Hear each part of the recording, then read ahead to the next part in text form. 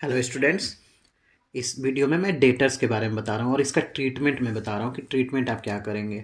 क्या होता है ना कि गलतियाँ हो जाती हैं कभी कभी, ज़्यादा डिटेल में अब इसमें नहीं जाएंगे। स्टूडेंट्स जब भी इसका ट्रीटमेंट करते हैं तो sometimes they commit mistake there, they do mistake there. So इसलिए मैं इसको शॉर्ट में ही समझाऊंगा कि डेटर्स होता क्या है और उसके बाद इसका ट्रीटमेंट क्या किया जाता है फाइनल अकाउंट्स में। मैं फाइनल अकाउंट के पॉइंट ऑफ व्यू से इसको समझा रहा हूँ। पहले तो डेटर्स होता क्या है। तो डेटर्स एक ऐसा व्यक्ति होता है जो कि उधार में कुछ खरीदता है, वस्तु खरीदता है। ये होता बायर ही है। It is a buyer but buying goods on credit basis. तो जब भी आप उधार कुछ खरीदते हैं ना, तो जो सेलर होता है उस सेलर के लिए आपका कुछ तो ऐसा नाम होना चाहिए ना, कुछ तो वो आपको नाम रखेगा ना, जिससे वो भविष्य में या फिर 1 महीने 2 महीने या फिर 2 दिन बाद आपको वो पहचान सके कि भाई आपको ही उसने उधार बेचा था। आप कैश तो दे नहीं रहे हैं कि वो आपका नाम नहीं लिखेगा। तो जब भी आप उधार में वस्तु खरीदते हैं तो जो सेलर होता है ना, वो उस बायर का या तो नाम लिख लेता है या फिर उस बायर के लिए एक टर्म यूज करता है, डेटर्स। ठीक है। तो अब यहाँ पे जो डेटर्स है वो सेलर के लिए तब तक संपत्ति के रूप में होगा उसकी बुक में, सेलर की बुक में, जब तक कि ये डेटर पूरी तरह से उस खरीदे गए वस्तु का भुगतान नहीं कर देता, यानी कि पेमेंट नहीं कर देता है। तो इसलिए इसको हम डेटर तब तक बोलेंगे जब तक कि ये फाइनल पेमेंट सेलर को नहीं कर देता है।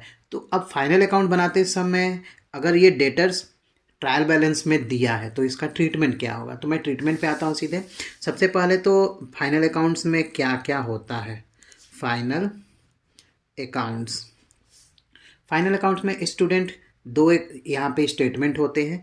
एक जो होता है उसको एक को बोलते हैं इनकम स्टेटमेंट और दूसरे को बोलते हैं यहाँ पे पोजीशन स्टेटमेंट, यानी कि बैलेंस शीट।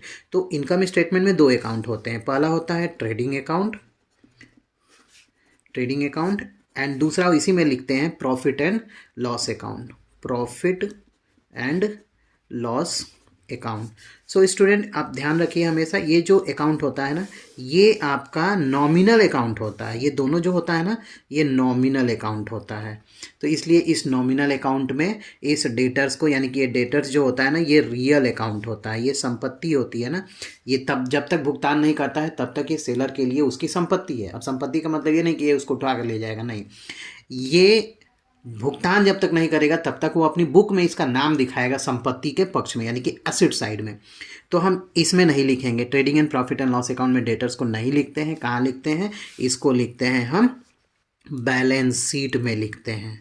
बैलेंस शीट के ये एक साइड होता है लाइबिलिटीज़ और इस साइड में आपका लाइबिलिटी साइड होता है और दूसरा साइड होता है एसेट्स।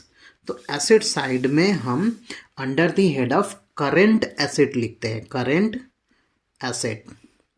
तो करेंट एसेट्स के अंतर्गत आपको ये डेटर्स को लिखना होता है। अब इसको लिखते कैसे हैं? अगर केवल डेटर्स दिया है तो डेटर्स लिख के उसका बैलेंस यहाँ लिख देंगे। अगर डेटर्स पर कुछ बैड डेब्ट्स है तो यहाँ पे सब्सट्रैक्ट करेंगे न्यू बैड डेब्ट्स को, न्यू बैड डेब्ट्स को, और उसके बाद इसमें से और भी सब्सट्रैक्ट करते हैं। प्रोविज़न अगर कोई क्रिएट किया गया है डेटर्स पे तो प्रोविज़न को भी सब्सट्रैक्ट करते हैं। तो ये दोनों सब्सट्रैक्ट करके जो बैलेंस आता है उसको यहाँ पे हम बैलेंस शीट में लिखते हैं। तो स्टूडेंट हमेशा याद रखिएगा, डेटर्स जब भी दिया हो फाइनल अकाउंट के ट्रायल बैलेंस में और आपको फाइनल अकाउंट प्रिपेयर करना हो तो आप डेटर्स को कभी भी trading and profit and loss account में नहीं दिखाएंगे। आई होप ये वीडियो समझ में आया होगा। अगर आप चैनल पर नए हैं तो चैनल को सब्सक्राइब कर लीजिए।